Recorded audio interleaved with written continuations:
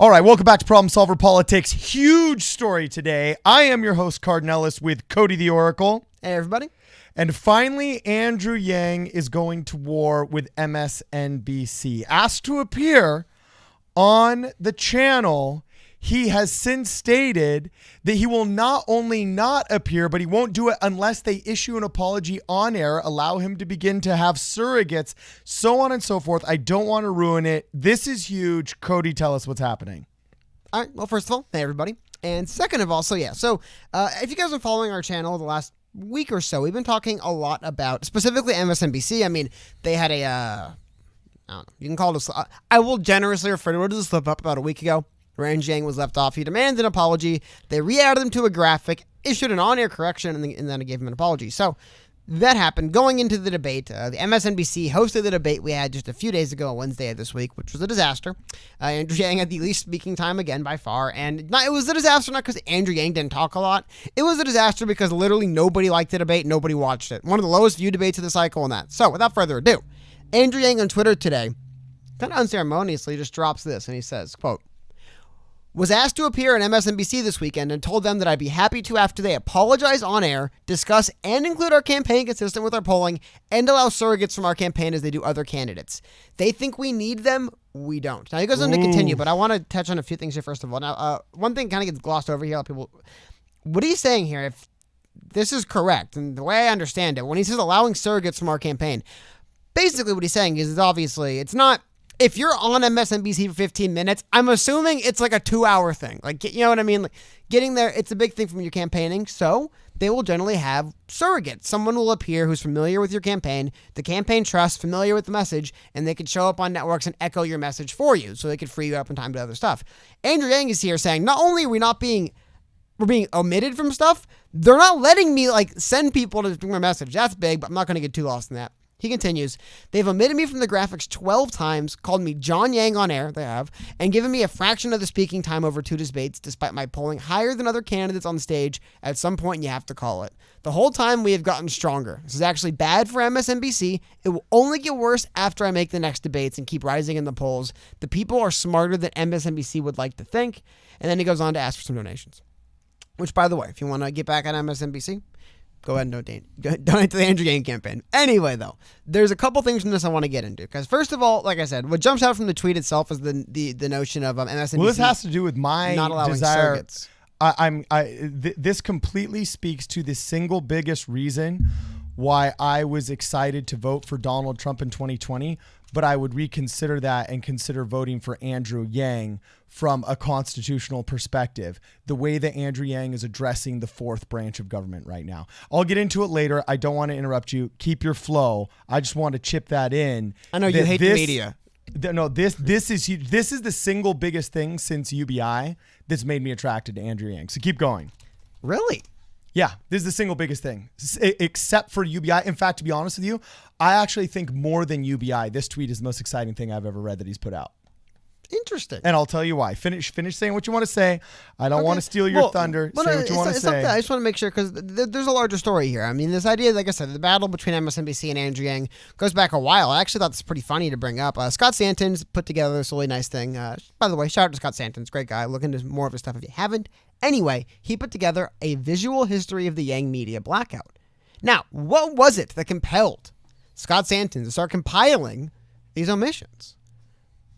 Well, it was a series of omissions by MSNBC going back to March 18th of this year. Yep. We're talking about, 7 months ago? Probably more. My math's awful. Here we go. Andrew Yang excluded from list of all announced Democratic candidates. Wow, it's weird looking at this list and seeing Jay Inslee and Beto O'Rourke. Yeah. Don Delaney, shout out. Anyway, moving on. What was the second thing he decided to note? Oh, March 19th. Andrew Yang excluded again from list of all Democratic candidates. April 17th. Oh, we have MSNBC added again. And then we have on the 25th, this is actually really funny. So it looks like they took the same graphic, added more people to it, but then didn't add Andrew Yang and then tweeted it out again. So there was on Morning Joe and they tweeted it out again. And now the reason why you'll notice at a certain point with MSNBC in April, Keep going. So the same graphic into June. This was the big one before the debate. He was left off. And then the reason I wanted to point out was eventually, holy cow, when does it start? Here's the debate hosted by MSNBC where Yang didn't speak. Here's another thing he was left off of. My favorite video of all time where the screen goes to black when he's about to talk about Andrew Yang. And the reason why, God, I'm trying to find it. It's not all MSNBC. I swear to God. Further down here, you're going to see other networks. But, and I'll have the link for people who don't believe it, but people who say, here we go. Finally, another network, CNN, then cited him. But you'll notice something here, and we're in August only, and now we get more other networks. That it starts to diversify a bit when CNN hosts a debate. I believe it's at ABC News. But this is what I was trying to find for you guys, the John Yang one. This is a feud that's been going on for a while between Andrew Yang and this MSNBC network. Specifically MSNBC. He doesn't get fair coverage from the media. I was trying to find the clip. I'll see if I can find it during this episode. But he actually said on Wolf Blitzer, I believe it was, the other day, he's like, man, I can't wait for CNN to host another debate. Like, I got to talk in the CNN debate. I think he was fourth from the bottom because his style does lend to not speaking as much. We've discussed this, but it doesn't lend to speaking literally 40% as much as your average person. So we keep going through here. And again, we see MSNBC. So all I'm trying to show you guys here is that this isn't something new. Now, what has been new, and started a little bit, maybe about a week ago, or not even, 4 or 5 days ago, the notion of targeting the advertisers of MSNBC. Now, this is what I want to show you guys. I even wonder, does it work? Is it really work? Like, what do you mean targeting advertisers? There's a Twitter thread I'm going to walk you guys through really quickly. It's really short. Started by our good friend, Tom, over at Nerds Free. All right. And he says, please explain this chart, Jeep, Smile Direct Club, and Trivago. Your hardworking advertising dollars are used to fund the meddling of an election. And then he shows relative search interest compared to MSNBC debate questions. Yang was asked 5 questions compared to Cory Booker got 10, Kamala Harris got 8, Amy Klobuchar got 8, Tom Steyer. Like, again, you can see here. This is what's interesting. So another person comments says, don't forget Vistaprint, Grubhub, and Liberty Mutual. Keep going. Vistaprint's official verified Twitter account comes out to say, we have nothing to do with this. Yeah. Please leave us out. This is what I mean. When you say targeting advertisers doesn't work, this is what these advertisers are saying when they hear this. So they're like, thank God we're not to work with MSNBC. Do you think Vistaprint wants to be accused of working with a media company that meddles in elections or some crazy? No, they don't want to. This is what happens with this stuff. And then I have another tweet here. Now, this tweet, again, is a, hearsay. It's rumor. I just want to make sure we have it here so you guys can see it because this is really fascinating to me. So my Twitter user, Zach Giannino, you'll notice he has the blue Yang hat. He is obviously a member of the Yang gang as well. But according to him, so I know somebody that works inside MSNBC, and they just told me that inside they are going crazy. The Yang gang is adding so much pressure to the network. They flat out said they don't know if it's going to change anything, but they feel the heat. The fact that his source said it's probably not going to change anything, but we're kind of worried. They're arrogant. But that lends more to lends more to reality that, oh my God, they're going to, you know what I mean? Yeah. They're going to fire people. No, they're not. Nothing's going to happen. But again, unconfirmed rumor, but still, I have no reason not to believe this individual aside from him being a member of the Yang gang. But the heat being turned up by the Yang gang on MSNBC has been legitimate. So Andrew Yang now jumping into that and echoing it himself is interesting. And the one last thing I want to show, I think the reason why this will be bigger than some other, why this will really work is this is, I'm not going to jump into, I honestly don't know who this individual is. I don't know if he's verified on Twitter. His name is Jason at calicanis.com. Said, candidly, it does feel like MSNBC and Maddow are not giving Andrew Yang a fair shake. I could have pulled up 5 other people that are commenting on this. But saying, your average person watching the debate at home also kind of picked up on this, that why aren't they giving him a thing? And then we have this the other night on The Daily Show. Trevor Noah said this. I don't know if he actually put it out on their Instagram account. He says that in a 2-hour debate, Andrew Yang only got to speak for 6 minutes and 53 seconds. There are rappers who speak more before their song even starts. Like, yeah. But again, this notion that, wow, MSNBC really is kind of like screwing with this Yang guy. It's beyond just, oh, we're Yang supporters. Why isn't he speaking more? It's getting to the point of people who aren't invested in this just going like, yeah, it's kind of weird. Why don't they ever ask this guy any questions? Why do they just... Here's the other thing. Not everyone follows all this stuff as closely as, people like we do, obviously, follow the campaign all the time. But your average person who's like, yeah, I felt like the Yang guy didn't get to speak a lot at the debate. What happens when they finally get to see this stuff that's going on? And it's like, oh, Yang doesn't get a fair shake from MSNBC in particular, basically going back 8 months now. You know what I mean? Like, there's a lot of people who aren't familiar with this stuff. A lot of people, quite frankly, don't care about this stuff. But all of a sudden, if it becomes a thing... that Yang guy, he seems nice enough. Why aren't they letting him talk like your average voter, people who aren't invested in this stuff? All of a sudden, man, Andrew Yang jumping in, echoing this. And then again, we'll get back into the notion that they aren't allowing his surrogates in the network also very much troubles me, but that's stuff I want to show you guys, that this goes back months. The Yang Gang has been pressuring advertisers over this, which is good, I think, because it works. I mean, like I said, Vista Prince, like, please leave us alone. We have nothing to do with this. We don't want to get involved in this. Anecdotally, there's rumors saying that MSNBC Inside is feeling the heat, and I think part of that reason why is because they know they're doing something wrong. Either they aren't doing their job correctly, just due diligence, and they're not. They've known for years. They've never been called on it, though, because they've been the safe haven of. That's the last thing I want to say before I'm back to you. Sorry, is that I said this before during the debate. It kind of feels like MSNBC, or not even them, but the larger media networks as a whole, they kind of have this feeling of, wow, normally when we do this, these candidates are gone. Like, normally when we just belittle them and omit them and just kind of act like they aren't even running, by December, they're out of the race. We don't have to worry about them anymore. But Andrew Yang is not only not out of the race, this tweet has 51,000 likes. In a couple hours? 4 or 5 hours? I mean, people online, this has been a joke on television as recently as like 48 hours ago because people realize this is weird. This isn't normal. And Trevor Noah actually has been pretty favorable to Andrew Yang, but still, he's not like campaigning for the guy. And he's just like, holy cow, he spoke less than Tom Steyer. Somebody, your average person at home probably said, who is that? Who is this man on my TV screen when he starts talking?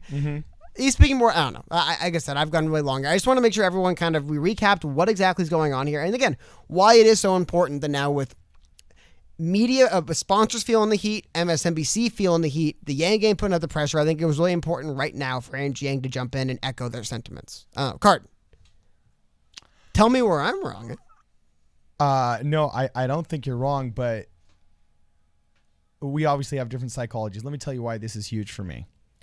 And really, other than UBI, this is the biggest thing to happen that Andrew Yang has done to really pique my interest in Andrew Yang and consider voting for him. I oftentimes get asked, you vote for Andrew Yang, you vote for Andrew Yang, right? It's actually assumed because I'm a host of Problem Solver Politics that I will. You know what I'm saying? But for those that have actually asked... We're Delaney-X. Really. Yeah. For those that have actually asked, I've given this speech. And this act could possibly change my mind. I have said that I vote for what I think America needs. Call it old school. I don't vote for just my interest or my special interest. I kind of take a slightly more moral approach that some might consider old-fashioned in thinking, what does the country need? And this has led me to think Donald Trump is the better choice in 2020 because of the following. The broadcast media, since the advent of television, has created a political system in which they control the narrative. And people do not understand the power of this narrative. We were just laughing yesterday about a children's cartoon in Argentina that talks about how Argentina still owns Las Islas Malvinas, also known as the Falkland Islands, that England took back in the 80s, okay? People do not understand the power of narrative and the power of media. And since television started penetrating almost all American homes in the 60s, the broadcast political class has controlled the conversation. If they didn't like you, they would chop up things you said to make you sound stupid. If they really hated you, they just wouldn't give you any airtime at all. Nobody would know who you were, and you'd embarrass yourself at 1% in the polls. And if they liked you, they would prop you up. We literally have a political system in which candidates are salvaged from themselves, i.e. Biden, okay? Because a media that is vested in their success, that is married to their nephew, their niece, their son-in-law, their whatever, okay, and is controlling the conversation. And right now, of all 4 branches of government, and our founding fathers said there were 4. There's the executive, the president. There's the legislative, yes, the Congress. And there is the judicial, yes, SCOTUS, the Supreme Court of the United States of America. But if you read the Federalist Papers and you read the journals of our founding fathers, they said the 4th branch of government must be the media that is speaking truth to power and keeping all these other branches in check by exposing corruption and so on and so forth. But the media has shirked that responsibility. and since the 60s has gotten deeper and deeper and deeper and deeper and deeper in bed with the establishment of the Democrat Party. But what about Fox News? Yes, Fox News. How about Andrew Yang and MSNBC? Because let me finish my I want thought. to show you one thing. It's one thing I thought you'd like to see. I'll let you talk for 15 minutes straight. Boycott MSNBC is now trending in the United States in the top 10. Okay, people are speaking about this online, and people are interested in the boycott MSNBC, and people want to hear more about this, Yes, I get that. I'm just trying to say why this is important, and why it has to do with Donald Trump, it has to do with 2020, it has to do with what we perceive in our political leaders. Basically, they've controlled the conversation so much for so long that if there were truly a corrupt branch of government, it's not Donald Trump, it's not the Congress, it's not the Supreme Court. Really, the Supreme Court's the only unimpeachable one. You know what I'm saying? Yes, there's corruption in Congress, and yes, there's corrupt deals that have happened. We all know about the Clintons and so on and so forth in the presidency. But really, the most corrupt and rancorous and horrible branch of government that just feeds us lies and propaganda is the corporatist mainstream media. People will say, yeah, but what about Fox News? Okay, they're like 1/10 the viewership. Oh, what about talk radio? Dude, only boomers driving to work listen to talk radio. The vast majority of Americans get their news from broadcast media, corporatist, NBC, ABC, MSNBC, CBS, so on and so forth. And I have been reluctant to vote for anybody else other than Donald Trump, because Donald Trump's the only president in my lifetime that has not been afraid of the media and has actually put a check and balance on their power.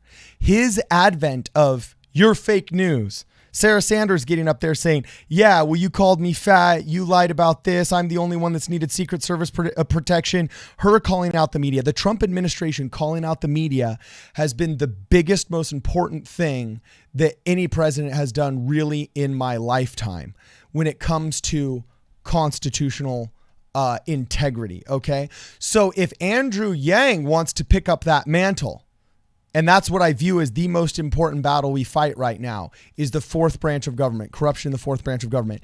If Andrew Yang wants to pick up that mantle, as great as UBI is, as cool as democracy dollars are, as sexy as thorium nuclear reactors sound, I got to tell you, I am all ears and that much more interested in fighting on your behalf if you are going to continue to bring the fight to the media. And he's taken a page out of the Trump playbook. When Trump was treated bad by Fox, he said, screw you guys, I won't even show up to your debate. When he was treated poorly by CNN, he trashes them on his Twitter feed and actually gets more views on his Twitter feed than CNN got on their debates. And him saying we don't need them, that is truth. And him saying we will operate without them, that is truth. And that is also war. Because now you're messing around with the dollars. And if he refuses to go on MSNBC, there will be less Democrats watching that channel. And you will be affecting the MSNBC bottom line. So this excites me. Yeah. No, I think it's also been a lot of, it's kind of like a litmus test for who the establishment crony gatekeeping media is and who the other media is. Yeah, because the media is like, oh my God, this is an outrage. Andrew Yang is we cover everyone fairly. We're part of the like BS. Everyone who's it's like all right. Because look at this. You want to know what Americans thought? Again, Twitter isn't real life. I say this all the time, even though I'm on Twitter all the time. What Americans thought, man. I think Richard Haas or Haas on Twitter put this together. If you look at the Twitter post-debate bump for the debate earlier this week, Andrew Yang gained the most followers during the debate. Andrew Yang, who spoke by far the least amount of time in the debate, was asked the least amount of questions, he by far gained the most followers. Bernie Sanders, for whatever reason, also gained a bunch of followers after the debate. Shout out to anybody in almost 2020 who just now is like, oh, I'm going to follow Bernie Sanders. Like, oh, I don't know. If you're the kind of person, like, you probably were aware of Bernie Sanders. I don't want to be mean. Yeah. And then Buttigieg, I guess he's got fans out there somehow, man. A lot of white people, I guess. And then it keeps going down the list. But Andrew Yang, man, he stood out without speaking very much. People around the country have been recognizing. This is an article from the Washington Examiner. I believe more of it's a right-wing outlet, so they have no problem slamming the DNC. But they wrote an article after the debate titled, MSNBC Democratic Debate Was Rigged Against Anti-Establishment Candidates. I mean, we have other wings of the media just saying it's rigged. This is not legitimate. You guys are having these events. They really are events to promote a few candidates, and then everyone else gets to be gets to be there too, I guess. Dude, have you seen CNN's like, literal propaganda pieces for Kamala? Well, I don't really care about that, to be honest, but okay.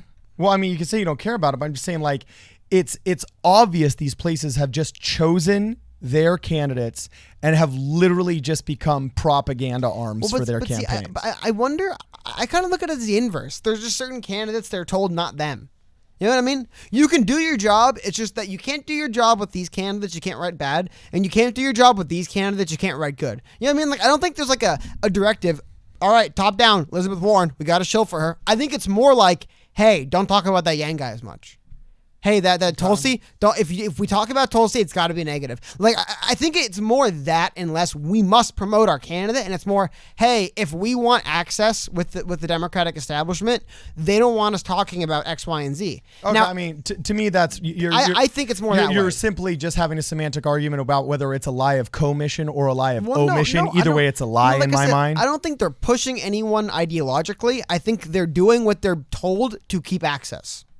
Okay. I think they're being told, look, we don't want this Yang guy taking up coverage. We don't take him seriously. We don't want him going far, so don't talk about him. Don't waste time on him. Don't allow surrogates on the air. Don't do any of this stuff. And we'll keep feeding you all like the breaking news and the juicy details. Okay. I think it's more like that, and these networks. Because, dude, if the DNC said, hey, we love Yang now, cover him, I guarantee you they would. I don't think they'd say, no, I'm taking a principled stand for Elizabeth Warren. Yeah. Well, you know what, Elizabeth saying, wow, they're the same candidate in a lot of ways. But, I think they would say, oh, cool, that's the orders now, that's our orders now, because this has been going on for a while, and like I said, I am not going to take it too seriously that in March of 2019, beginning of March, MSNBC left Andrew Yang off the list because this just feels like someone didn't do their homework, right? And they do it again a couple of days later, again, not doing their homework. But when I scroll through this document, I have scrolling in the background for this long, and MSNBC is hosting debates or he's not talking, hosting debates. Remember, he alleged his microphone was turned off when he wasn't speaking during the first debate, which was with MSNBC. I mean, the John Yang one is hilarious. I always love the John Yang one. This has been going on a while. And I guess, like you said, man, it's waking up people.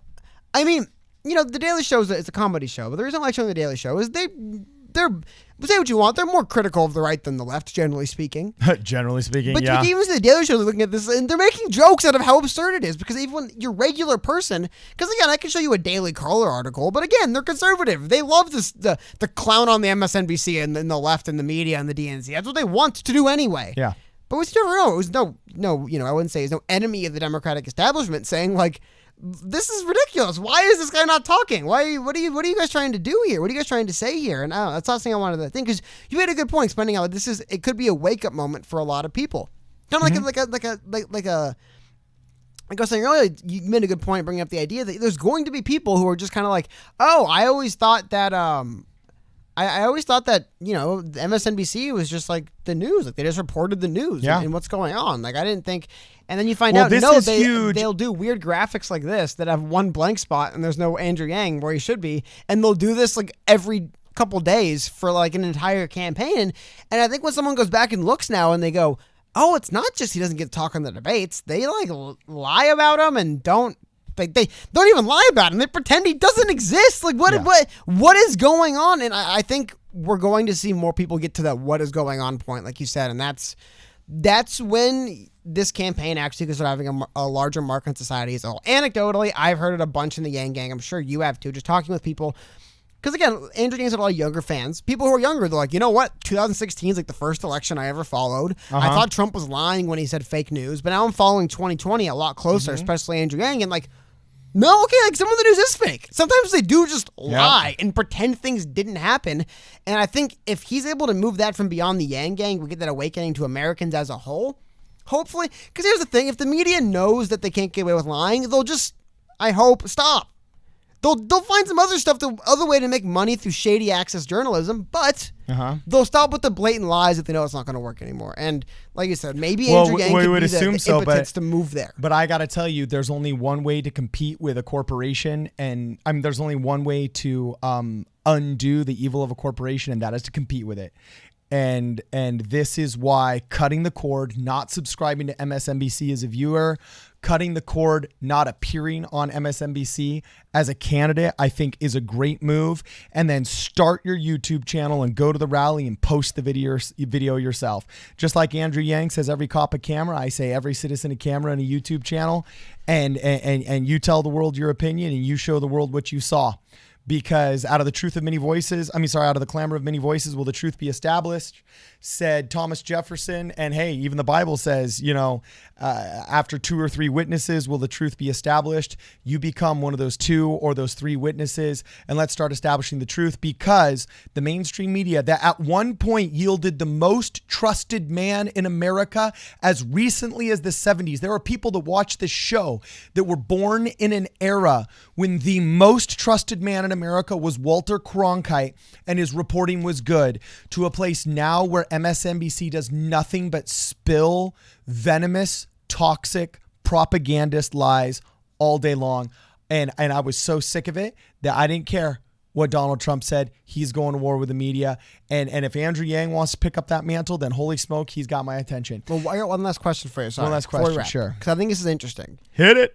Andrew Yang says, they think we need them, we don't. Do you agree? Yes, I totally agree. I completely 110% agree. The behavior of the media the past 10, even 15 years are the death throes of a dying tiger that is still trying to fend off the younger tigers. And the younger tigers thinking, oh, we can't take him, not realizing how truly decrepit he really is, and that he's just a big fat paper tiger. The second they scratch at him, he'll fall. So it's like that, like that old NBA player who finally just gets dunked on, and he's like, you know what, man? Yeah, this isn't my game anymore. This isn't for me anymore. On. And so yeah, that was the single biggest reason. Philosophically, why I thought, dude, Trump 2020 is the way it's got to be. And if Andrew Yang will pick up that mantle and be an effective warrior against the most corrupt branch of government, then boom, he's got my attention. Anyway, let us know what you guys think in the comments below. Please make sure you subscribe to this channel if you haven't yet. And if you can give us a like or a comment, that'd be great. If you want to purchase a hat. Oh, shout out to the 2 people who didn't get their hats this week. We put those in the mail yesterday. There was human error, and 2 of you had indeed paid us. Somebody was like 3 weeks ago and hadn't got the hat. That was human error. Thank you for sending us the DM. We did get that to you. Also, make sure you hang out with us on Tuesdays on Twitch for our voicemails and Thursdays on YouTube. If you haven't subscribed to our secondary channel, please go to Problem Solver Politics stream and clips and subscribe there. This is Problem Solver Politics. We will see you in the next video.